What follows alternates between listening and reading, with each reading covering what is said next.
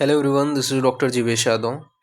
तो according to एनसीआरएम syllabus हम लोग अदक तंत्र एवं विधि वेधक जो पेपर है इसके मोस्ट इंपॉर्टेंट 37 जो टॉपिक्स हैं वो अपन डिस्कस कर रहे थे। और जो यूनिवर्सिटी एग्ज़ाम के लिए बहुत महत्वपूर्ण है, अगर आप यूनिवर्सिटी एग्ज़ाम देने जा रहे हो तो ये टॉपिक्स आपको करके ही जाने हैं। ऐसे टॉपिक्स अपन देख रहे थे, तो इसी कड़ी में आगे बढ़ते हैं और अपन आज बात करते हैं 16 नंबर का जो टॉपिक है वो रहा आपका सांख्यिकी। ठीक है, तो सांख्यिकी के विषय में बात करें तो आर्सेनिक ऑक्साइड जिसको अपन बोलते हैं, तो पर्याय क्या है सांख्यिकी का? तो सांख्यिकी को संख्या बोला जाता है। ठीक है, और इसके विषय में बात करें तो इसका पर्याय यहाँ पे आपका बताया गया है। संख्या को संख बीज बोलते हैं, मल्ल बोला जाता है तथा फेनाश्म बोला जाता है। ये इसके सिनोनिम्स हैं, पर्याय हैं। कैटेगरी के विषय में बात करें तो मेटेलिक पॉइजन के अंतर्गत आता है ये। साइन एंड सिम्टम्स के बारे में बात करें तो इसमें आपका शॉक बताया गया है, साथ ही साथ failure of A peripheral vascular system. ठीक है, तो फेलियर ऑफ ए पेरिफेरल जो वेस्कुलर सिस्टम है उसका फेलियर देखने को मिलेगा, वो शॉक। ये मिले इसके साइन सिम्टम्स में बताया गया है। बात करते हैं गैस्ट्रिक, जो आपका गैस्ट्रो इंटेस्टाइनल जो आपका ट्रैक है वहाँ पे आपको क्या क्या चीज़ें देखने को मिलेगी। Gastro enteritis type. ठीक है, तो किस प्रकार का जो है गैस्ट्रोएंट्राइटिस का जो है टाइप आपको देखने को मिलेगा, तो रिसेंबल कोलेरा होगा। ठीक है, ठीक है, तो रिसेंबल कोलेरा आपको देखने को मिलेगा। इसके अलावा चोकिंग ऑफ थ्रोट देखने को मिलेगा, डिफिकल्टी इन स्वेलो यानी कि निकलने में तकलीफ होगा, बर्निंग सेंसेशन देखने को मिलेगा। ठीक है, जीआईटी में प्रोफ्यूज थर्स्ट देखने को मिलेगा। इसके अलावा सीवियर वोमिटिंग देखने को मिलेगा, वाटरी स्टूल देखने को मिलेगा। तो ये सारी चीज़ें देखने को मिलते हैं, तो रिसेंबल ऑफ ए जो है कोलेरा। इसके अलावा चॉकिंग ऑफ थ्रोट, ठीक है, डिफिकल्टी इन स्वेलिंग। इसके अलावा burning sensation in GIT, profuse thirst, severe vomiting, watery stool, ये सारी चीज़ें जो है देखने को मिलते हैं, तो ये आपको ध्यान में रखना है। फिर आर्सेनिक पॉइजनिंग एंड कोलेरा के बारे में, ये आपका डिफरेंशियल डायग्नोसिस के अंतर्गत आता है कि आर्सेनिक पॉइजनिंग एंड कोलेरा ये दोनों में क्या क्या जो है आपको सापेक्ष निदान देखने को मिलता है। जैसे कि हमने देखा था धनुर्वात और स्ट्रिक्निन पॉइजनिंग के केस में, वैसे ही आर्सेनिक पॉइजनिंग एंड कोलेरा से रिलेटेड आपका पूछा जाता है। तो जैसे कि आर्सेनिक पॉइजनिंग का अगर केस रहा तो यहाँ पे बोला गया है फ्यू केसेस आर सीन, बहुत कम से केसेस देखने को मिलता है आर्सेनिक पॉइजनिंग का, जबकि कोलेरा का जो है आपका एपिडेमिक जो एरिया है वहाँ पे ज़्यादातर केसेस आपको देखने को मिलेगा। इसके अलावा बात करें आर्सेनिक पॉइजनिंग में तो यहाँ पे symptoms present in A acute manner. ठीक है, तो आर्सेनिक पॉइजनिंग में जो सिम्टम्स रहते हैं वो एक्यूट मैनर में प्रेजेंट होते हैं। ठीक है, जबकि कोलेरा में जो है सिम्टम जो है प्रेजेंट इन 1 to 5 days। ठीक है, तो ये यहाँ पे आपका बताया गया। तो आर्सेनिक पॉइजनिंग में बोला गया throat pain, pain prior to vomiting. ठीक है, तो ये यहाँ पे आपका बताया गया है throat pain prior to vomiting, ये आपको देखने को मिलता है आर्सेनिक पॉइजनिंग में। जबकि जो कोलेरा होता है उसमें आपको क्या देखने को मिलता है, तो थ्रोट पेन आफ्टर वोमिटिंग। ठीक है, तो आफ्टर वोमिटिंग पेन देखने को मिलेगा कब? कोलेरा में। इसके अलावा आपका डायरिया आफ्टर वोमिटिंग, तो आर्सेनिक पॉइजनिंग में जो डायरिया है वो आफ्टर वोमिटिंग देखने को मिलता है, जबकि कोलेरा में वोमिटिंग अकर्स आफ्टर डायरिया। ठीक है, तो ये यहाँ पे बताया गया है।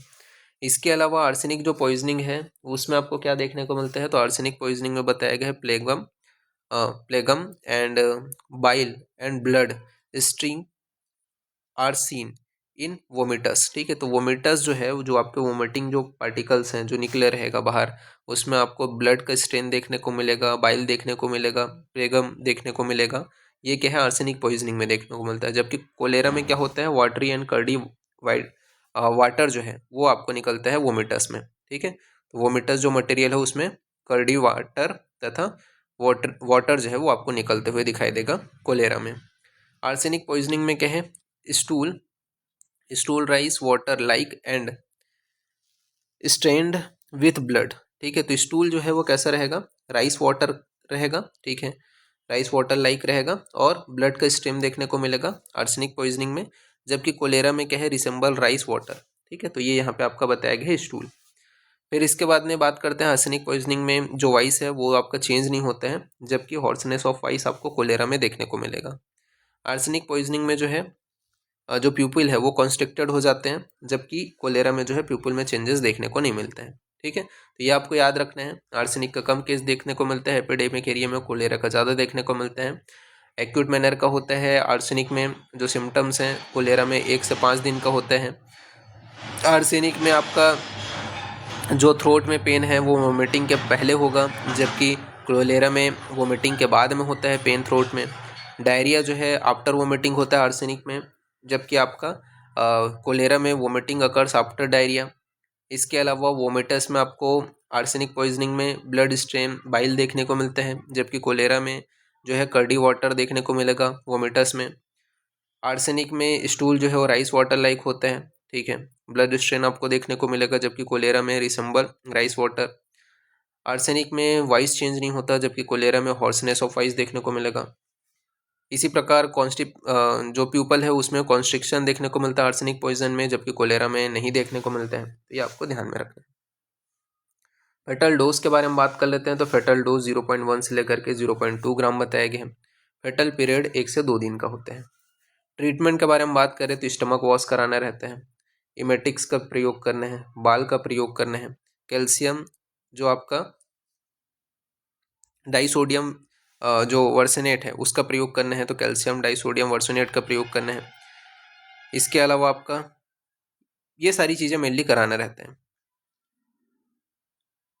तो पेनिसिलामाइन जो है ये भी अपन यूज़ कर सकते हैं। तो ये आपको याद रखना है, स्टमक वॉश, एमेटिक्स का प्रयोग, बाल का प्रयोग, कैल्शियम जो डाइसोडियम है, ठीक है, वर्सिनेट जो है, इनका प्रयोग, ये सारी चीज़ें यहाँ पे बताया गया है। तो ये आपको ध्यान में रखना है। ओके, क्लियर हुआ। नाउ नेक्स्ट अपन आगे बढ़ते हैं, पोस्टमार्टम अपीयरेंस के बारे में बात करते हैं। तो पोस्टमार्टम अपीयरेंस में क्या देखने को मिलेगा, तो संकनेस ऑफ आई बॉल ये आपको देखने को मिलेगा। इसके अलावा साइनोज्ड स्किन दिखाई देगा, skin of dehydration, sign of dehydration, ठीक है। तो साइन जो है वो दिखाई देगा डिहाइड्रेशन का। फैटी डिजनरेशन ऑफ लीवर, ठीक है, तो फैटी डिजनरेशन देखने को मिलेगा लीवर में। तो ये पोस्टमार्टम अपीयरेंस में देखने को मिलेगा, sunkenness of eyeball, cyanosed skin, sign of dehydration, fatty degeneration of liver. तो ये सारी चीज़ें बताई गई हैं। नेक्स्ट अपन आगे बढ़ते हैं मेडिको लीगल एस्पेक्ट के बारे में। तो मेडिको लीगल एस्पेक्ट में बताया गया है होमिसाइडल पॉइजन है, ठीक है। इसके अलावा एक्सीडेंटल पॉइजन है और कैटलिक पॉइजन, इसके अंतर्गत मेनली ये जो है आते हैं, ठीक है। तो ये आपको ध्यान में रखना है। नेक्स्ट अपन आगे बढ़ते हैं, बात करते हैं अपन लोग ताम्र के विषय में, ठीक है। तो इसका जो पासवर्ड है वो भी रहेगा ताम्र, ठीक है। ताम्र ऐसे ही टाइप करना है तो PDF ओपन होगा। बात करते हैं पर्याय के विषय में। तो इसे क्या बोला जाता है, सुलभ बोला जाता है, रक्तक बोला जाता है, इसके अलावा उदुम्बर बोला जाता है, अर्क बोला जाता है। ये सभी इसके पर्याय हो गए। इंट्रोडक्शन के विषय में बात करें तो ताम्र की गणना क्षोभक विषयों में की जाती है। तो ताम्र की गणना क्षोभक विषयों में की जाती है। भारत में इसकी विषाक्तता का ज्ञान बहुत पहले से ही था। आचार्य चरक ने स्पष्ट कहा है कि मूर्ख वैद्य से चिकित्सा कराने की उपेक्षा ताम्र का क्वाथ पी करके मर जाना बेहतर होता है। तो सूत्र स्थान अगर आपने अच्छे से पढ़ा होगा तो ये आपको श्लोक में देखने को मिलता है। चरक ने ये चीज़ क्रिटिसाइज करते हुए मूर्ख वैद्य को, ठीक है, जो अज्ञ वैद्य है उसको क्रिटिसाइज करते हुए ये जो है उपमा दिया है, ठीक है। तो ये आपको ध्यान में रखना है। कैटेगरी के विषय में बात करें तो मेटेलिक पॉइजन है। फीचर के विषय में बात करें तो मेटेलिक कॉपर, ठीक है, नॉन पॉइजनस होता है, जबकि कॉपर सल्फेट या फिर आपका कॉपर सल्फेट जो होता है वो पॉइजनस होता है। तो ये आपको ध्यान में रखना है। बात कर लेते हैं इसके साइन एंड सिम्टम्स के बारे में। तो अशुद्ध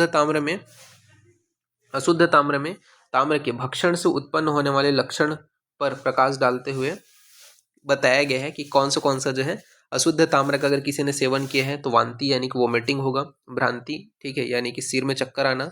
इसके अलावा चित्त संताप यानी कि मन में क्षोभ की उत्पत्ति होना, मुख में शोष की उत्पत्ति होना, क्लेद की उत्पत्ति होना, एनोरेक्सिया यानी कि अरुचि की उत्पत्ति होना, बर्निंग सेंसेशन यानी कि दह की उत्पत्ति होना तथा मूर्छा की उत्पत्ति होना। ये सारी चीज़ें बताई गई हैं कि वोमिटिंग, भ्रांति, चिंता, संताप, मुख शोष, क्लेद, अरुचि, दह, मूर्छा, ये सभी देखने को मिलते हैं। ताम्र में ये 8 ऐसे कष्टदायी दोष हैं जो कालांतर में मृत्यु का कारण बन सकते हैं, ठीक है। तो ये आयुर्वेद अनुसार बताया गया है। एज पर मॉडर्न टॉक्सिकोलॉजी अपन देखें तो strong metallic taste in mouth, ठीक है। तो स्ट्रॉन्ग मेटेलिक टेस्ट आपको देखने को मिलेगा माउथ में। Constriction of throat, constriction in throat. इसके अलावा इंक्रीज सलाइवेशन एंड थ्रस्ट, ठीक है, सलाइवेशन एंड थ्रस्ट जो है इंक्रीज हो जाएगा। बर्निंग सेंसेशन होगा GIT में। डायरिया देखने को मिलेगा। स्कैंटी यूरिनेशन जो है वो आपको देखने को मिलता है। तो ये सारी चीज़ें बताई गई हैं, ठीक है। फेटल डोज के बारे में बात करें तो कॉपर जो सल्फेट होता है उसका 30 ग्राम बताया गया है फेटल डोज, ठीक है। इसके अलावा कॉपर जो आपका स्यूबिसिलेट है, इसका जो है आपका डोज जो है वो 15 ग्राम बताया गया है। फेटल पीरियड के विषय में बात करें तो 1 से 3 दिन का जो है इसका फेटल पीरियड होता है, तो ये आपको ध्यान में रखना है। नेक्स्ट बात करते हैं ट्रीटमेंट अपन क्या कराएंगे, तो अपन वही है स्टमक वॉश कराएंगे KMNO4 का जो सॉल्यूशन उसकी सहायता से, ठीक है। इसके अलावा एन फिनिसिलेपिन जो है, फिनिसिलामाइन जो है वो अपन देंगे, EDTA देंगे, बाल देंगे। इसके अलावा डिमल्सन का यूज़ करेंगे, कैस्टर ऑयल का यूज़ करेंगे, सिम्टोमेटिक मैनेजमेंट कराएंगे। तो ये सारी चीज़ें ट्रीटमेंट में बताया गया कि स्टमक वॉश, EDTA, बाल, डिमल्सन, कैस्टर ऑयल, सिम्टोमेटिक ट्रीटमेंट ये अपन कराते हैं। पोस्टमार्टम अपीयरेंस में क्या दिखाई देगा, तो येलोविश स्किन दिखाई देगा, ठीक है। इसके अलावा greenish blue froth at mouth and nostrils, ठीक है, ये आपको देखने को मिलेगा। Congestion of a gastric mucosa में कंजेशन देखने को मिलेगा, तो ये यहाँ पे बताया गया है। मेडिको लीगल एस्पेक्ट के बारे में बात करें तो सुसाइडल तथा एक्सीडेंटल पॉइजन के अंतर्गत आता है, तो सुसाइडल तथा एक्सीडेंटल पॉइजन के अंतर्गत ये जो है रखा गया। इसके बाद नेक्स्ट है आपका यशद, ठीक है, तो यशद यानी कि जिंक। बात करते हैं इसके पर्याय के विषय में, तो इसे यशद, इसके अलावा रंगसकाश, इसके अलावा आपका जशद व जसद, ये जो है इसके पर्याय हैं।